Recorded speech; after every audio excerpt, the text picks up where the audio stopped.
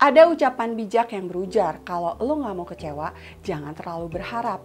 Jangan simpan ekspektasi lo terlalu tinggi. Turunkan sedikit ekspektasi lo. Walaupun gue nggak bijak-bijak amat, tapi gue paham maksudnya. Dan gue sudah menerapkan hal tersebut dalam beberapa hal tertentu dalam hidup gue. Tapi sayang banget, hal itu nggak berlaku buat gue kalau udah menyangkut drama Korea. Ketika gue sudah memutuskan untuk menyukai sebuah karakter, maka gue akan membuka hati gue lebar-lebar. Sehingga yang terjadi adalah ketika karakter gue sedang jatuh cinta, maka gue akan ikutan jatuh sejatuh-jatuhnya. Sebaliknya, ketika dia lagi dilanda kepedihan, maka gue akan ikutan patah sepatah-patahnya. Itu hati atau pensil 2B? Kok mudah patah? Masalah terjadi ketika ternyata karakter kesayangan kita cuma sekedar jagain jodoh orang, alias cintanya kandas. Ternyata mereka cuma terjebak friendzone karena udah sahabatan sejak kecil.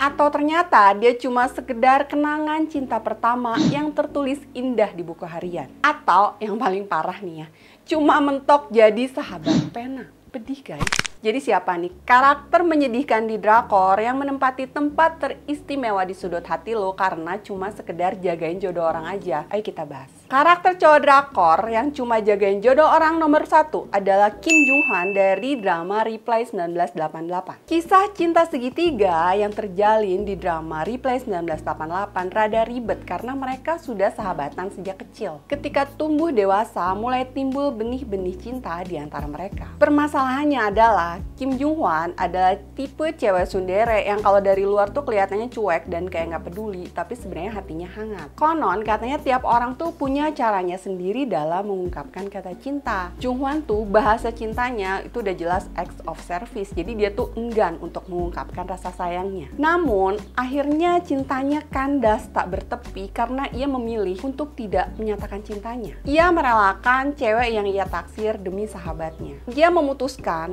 untuk memendam cintanya yang bikin semua penonton jadi gemes, termasuk gue, terutama gue. Karakter cowok drakor yang cuma sekedar jagain jodoh orang adalah Baek Jin dari drama 2521. Baek Jin tadinya punya masa depan yang gemilang. Ia bergelimang harta, kuliah di universitas bergengsi, tapi hidupnya jatuh terpuruk karena terkena krisis moneter. Usaha ayahnya jatuh bangkrut sehingga ia harus kerja serabutan, mulai dari nganterin koran atau jaga rental komik sampai jualan ikan. Di dunianya yang gelap gulita, semangat Nahido, seorang atlet anggar, bagaikan secercah cahaya di ujung terowongan yang ngasih dia harapan. Ngeliat betapa kerasnya Hido berusaha, membuat hatinya tersentuh dan bikin dia termotivasi buat pengen bangkit juga dari keterpurukan. Namun nasib berkata lain.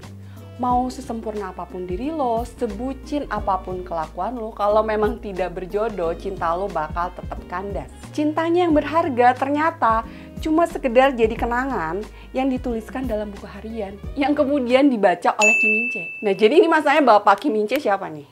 Sampai sekarang masih menjadi misteri. Karakter cowok drakor yang cuma sekedar jagain jodoh orang berikutnya adalah Han Ji Pyong dari drama Startup. Han Ji Pyong dibesarkan di panti asuhan dan ia tumbuh seorang diri. Hal itulah yang membentuknya tumbuh jadi karakter yang kuat, lugas, dan gak suka bermanis-manis. Ia udah terlalu sibuk bertahan seorang diri melawan kejamnya dunia sehingga ia udah gak ada energi lagi buat bersikap ramah. Sikapnya sering nyolot dan suka ngegas. Ngomongnya tuh pahit, bener sih, tapi tetap aja pahit. Macem kayak kurang luwes dan gak diplomatis gitu. Ia terbiasa melakukan semuanya seorang diri, sehingga seakan-akan dia membangun dinding tinggi di sekelilingnya.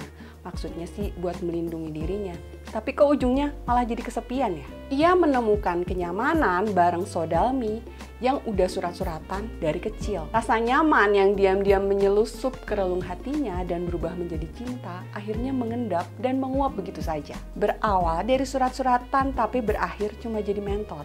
Jangan-jangan isi suratnya lamaran kerja ya. Demikianlah karakter para cowok di drakor yang cuma sekedar jagain jodoh orang. Yang mana nih cowok drakor favorit lo? Ayo tulisin di kolom komen. Jangan lupa juga untuk like dan subscribe. Annyeong!